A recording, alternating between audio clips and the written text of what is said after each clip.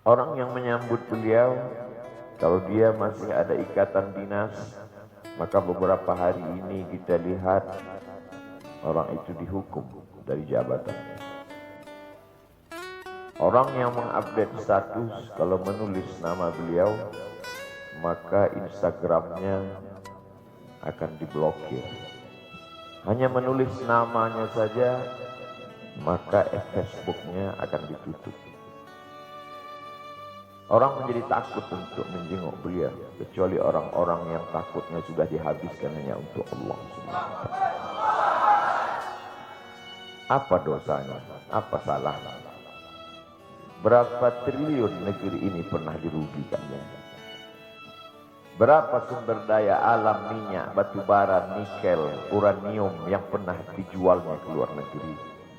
Berapa BUMN perusahaan yang pernah dijualnya aset-aset negara? Ada yang pernah dia jual? Dia hanya mengajak anak muda yang selama ini pencandu narkoba menjadi bertaubat kepada Allah. Dia hanya membangkitkan semangat anak muda yang selama ini berzina menjadi orang-orang yang takut kepada Allah.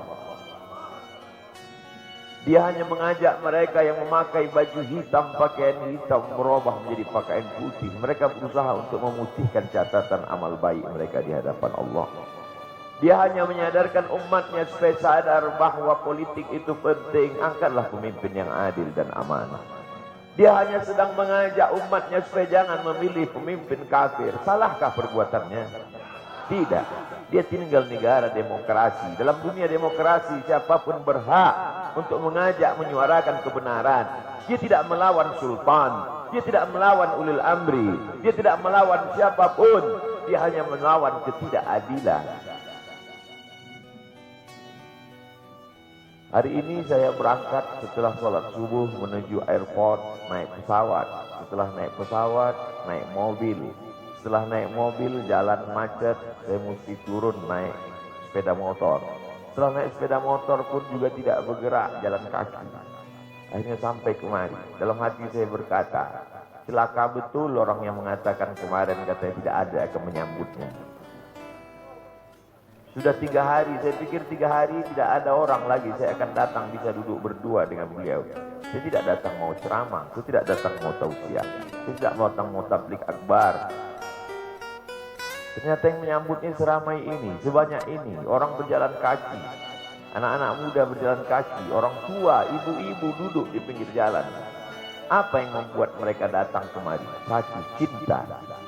Lagu baru ni'adiha ahabbu ilayya wa asfadi balwaha, kata Qais. Debu yang menempel di sandal Laila lebih dapat menghilangkan rasa sakit dan dukaku. Hanya cinta kepada Laila, apalagi cinta kepada zuriat Nabi Muhammad sallallahu alaihi wasallam. Andai engkau orang alim, andai engkau hafal kitab, andai engkau mengerti kitab kuning, banyak ilmumu, tapi ada kebencianmu kepada ahli bait Rasulullah SAW, hilang keberkahan hatimu. Andai engkau punya derajat seperti seorang wali, andai engkau diangkat Allah sebagai wali, maka jatuh derajat kewalianmu hanya karena kebencianmu kepada ahli bait. Apa kata Kiai Haji Maimun Zubair? Ahli bait itu seperti Quran yang lapu. Andai ada ahli bait itu yang nakal, yang jahat sekalipun, dia tetaplah seperti Quran yang lapu. Quran yang buruk, andai titiknya sudah tidak ada lagi, tak akan mungkin kau akan buang. Kau tetap juga akan jaga dia, kau akan cium dia. Kenapa? La yamassuhu illal mutahharun. Allah yang mensucikan. Seorang sahabat Nabi disuruh membuang air bekas daripada bekam Rasulullah SAW. Buanglah ini, kata Rasulullah. Lalu kemudian beliau pergi ke belakang. Setelah itu dia datang lagi menghadap Rasulullah SAW. Rasul tahu apa yang dia lakukan, karena Nabi dapat wahyu. Nabi terbuka hijab. Tapi Nabi ingin bertanya kepada dia. Bukan Nabi tidak tahu. Nabi tahu, diberikan Allah pemberitahuan. Nabi ingin memberitahu siapa yang tidak tahu. Kemana darah bekam tadi kau buat, kata Nabi. Ku minum ya Rasulullah. Mengapa engkau minum? Karena aku tahu bahwa darah yang mengalir dalam diriku membuat aku haram tersentuh api neraka.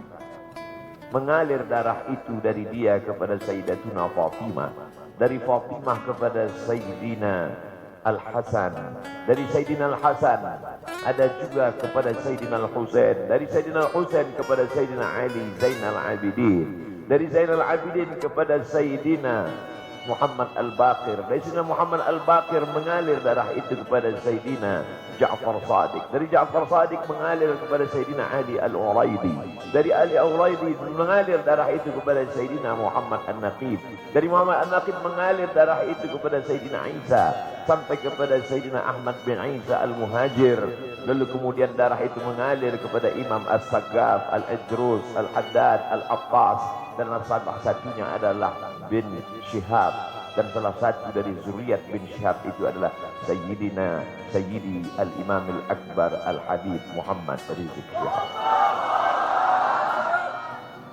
Kalau mau hidup tenang, dia sudah tenang dengan anak menantunya, dengan cucunya, dengan ilmunya. Beliau meraih gelar LC dari Universitas Imam Muhammad Ibn Saud. Dia cukup dengan majlis-majlis maulidnya, cukup. Mengapa dia bersusah payah? Mengapa dia mesti kena fitnah? Dia hanya mengikut darah Sayyidina Al-Husain.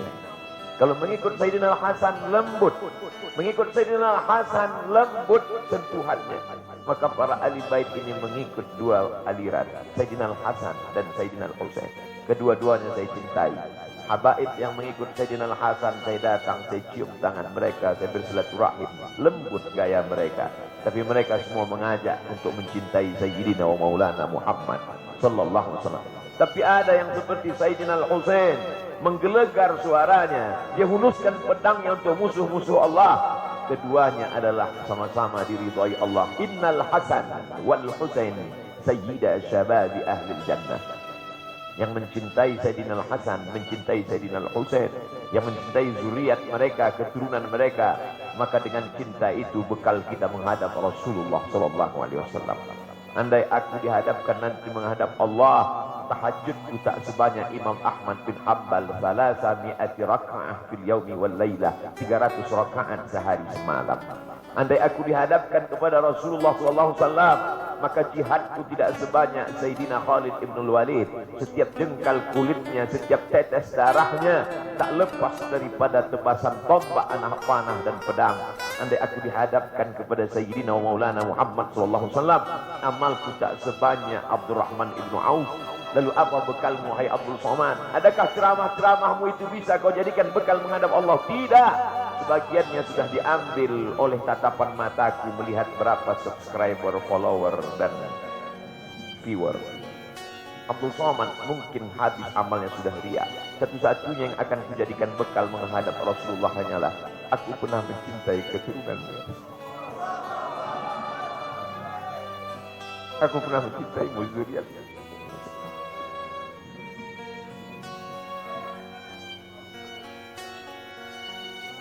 Wahai para pelaku pembuat dosa, wahai para pezina, wahai para peminum khamar yang belum bertaubat, kalau kalian belum sanggup untuk berbuat baik, kalau kalian belum mampu untuk beramal saleh, paling tidak jangan kalian sakiti zuriat Rasulullah. Jangan kalian keluarkan kata-kata, jangan keluarkan kata-kata fitnah. Bagaimana kalian akan menghadap Rasulullah? Bagaimana kalian akan menghadap Rasulullah? Pada saat itu seluruh umat berkumpul menghadap Nabi Adam alaihissalam. Kami tidak sanggup berdiri di padang mahsyar ini, wahai Adam. Menghadaplah kepada Allah. Kata Adam, aku tidak sanggup menghadap Allah. Karena dulu Allah berkata, la taqraba hadhihi syajarah. Jangan kau dekati pohon kuldi ini, tapi aku malah memakannya, ya Allah. Mereka datang menghadap Nabi Nuh alaihissalam. Kata Nabi Nuh, aku tak sanggup menghadap Allah. Karena anakku durhaka. Sa'awi ila jalalin ya'simuni minal ma'. Aku akan naik ke atas bahtera perahu yang bisa menyelamatkan aku dari air. Aku tak sanggup menghadap Allah, kata Nabi Nuh alaihissalam. Mereka menghadap kepada Nabi Musa, aku tak mampu, kata Nabi Musa. Mereka menghadap kepada Nabi Isa, aku pun malu kepada Allah. Karena aku mereka jadikan sembahan di atas muka bumi Allah. Mereka hanya mampu menghadap Sayyidina wa Maulana Muhammad sallallahu alaihi wasallam. Wahai para peminum khamar, wahai para pezina, Wahai para pelaku dosa, kalau kalian belum mampu beramal soleh, belum mampu bertobat, paling tidak jangan kalian hina zuriat Rasulullah SAW. Bagaimana kalian akan menghadap Rasulullah? Pada saat itu tak ada syafaat. Man dzalladzi yashfa'u illa bi'idnih. Tak ada satu pun yang bisa memberikan syafaat kecuali Sayyidina wa Maulana Muhammad sallallahu alaihi wasallam. Wahai para pemimpin, yang hari ini kau dititipkan amanah kekuasaan. Beberapa hari ini kau lihat apa yang dilakukan orang pada Donald Trump. Kurang hebat apa lagi Trump? Negara adidaya, kekuasaan, kaya raya. Tapi ketika kekuasaan itu diambil oleh Joe Biden, kita pun malu melihat video ejekan-ejekan itu. Kalau hari ini kau punya kekuasaan, saudara, sampai masanya kau juga akan mengalami seperti yang dialami oleh Trump. Jabatan itu cabut Allah Ta'ala. Saya masih melihat video bagaimana Bapak Susilo Bambang Yudhoyono sampai ke Pekanbaru beberapa tahun yang lalu. Di depan balihonya disobek. Beliau jenderal, ganteng, punya partai. Tapi setelah kekuasaan itu tak ada di tangannya, difitnah, dibuli, balihonya disobek. Bagaimana agaknya ketika tiga hal itu tak ada pada diri kita. Tidak jenderal, tidak ganteng, dan tak pula punya partai. Ma'tabiru ya Allah besar. Menangkap ikan di Bukit Selatan. Demikian, terima kasih. Assalamualaikum warahmatullahi wabarakatuh.